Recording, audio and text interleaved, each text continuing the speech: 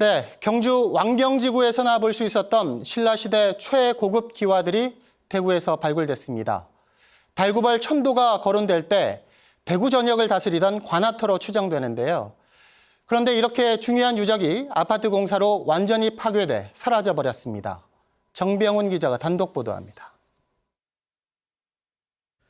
터파기 공사가 한창인 대구시 중동의 한 아파트 건설 공사 현장입니다. 지난 4월까지 이곳에서 유적 발굴 조사가 이루어졌는데 그때 현장 사진에는 기와가 무더기로 지천에 널려 있습니다. 통일신라시대 주요 관아나 대형 사찰에서나 사용이 가능한 귀면 기와와 치미, 막새 기와가 나왔습니다. 놀랍게도 경주 왕경지군에 월지에서 출토된 기와를 그대로 빼다 박은 최고급 수준입니다. 건물 용마리에 올린 치미와 벽 사이 의미로 잡기를 막아주는 귀면 기와, 연꽃 무늬를 이중으로 새긴 수막새는 격이 높은 7세기 말 팔짝 지붕 건물에 주로 얹혔던 것입니다. 7세기 후반 정도 통일 직후로 추정될 수 있고, 이제 치민하고 귀민계를 통해서 이제 관아 건물로 추정해도 큰 무리가 없는 걸로.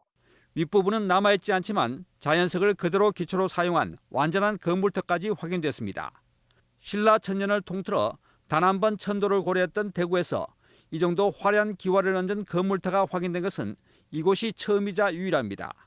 평생을 통일신라시대 때 대구를 다스린 수창군 관아터를 찾아온 경북대 윤용진 명예교수는 출토된 기와 등을 볼 때 이곳이 수창군 관아터가 분명해 보인다고 밝혔습니다. 한두 개 몇 점 나오는 그것만 가지고 뭐 알겠나 하지만 그 몇 점이 그렇게 중요한 겁니다. 중요해서 관아가 있었다 하는 게 거의 확실한 것 같아요.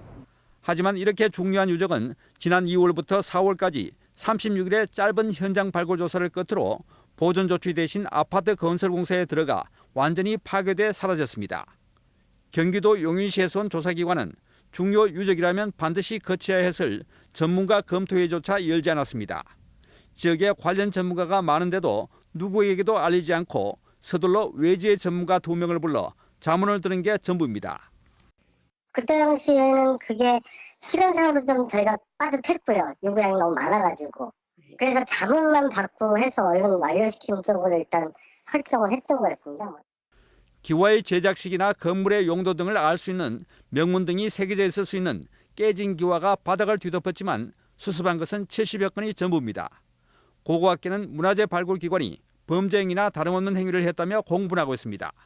정보 교류가 없는 상황에서 조사가 끝나버리고 그리고 간단한 형식적인 지도위원회를 거쳐서 유적 조사가 끝나고 그다음에 유구가 파괴되고 이미 공사가 진행되었다는 것들은 중요한 범죄행위라고 할 수 있겠습니다. 최종 결정권자인 문화재청도 책임을 피할 수 없습니다. 발굴기관이 시행사와 유착돼 잘못된 판단을 하는 경우라도 현장 감시와 조사 보고서 등을 통해 이를 걸러낼 책임이 있지만 대구 중동 유적에서는 이런 역할은 고사하고 오히려 유적의 파괴를 허가했습니다. TBC 정병훈입니다.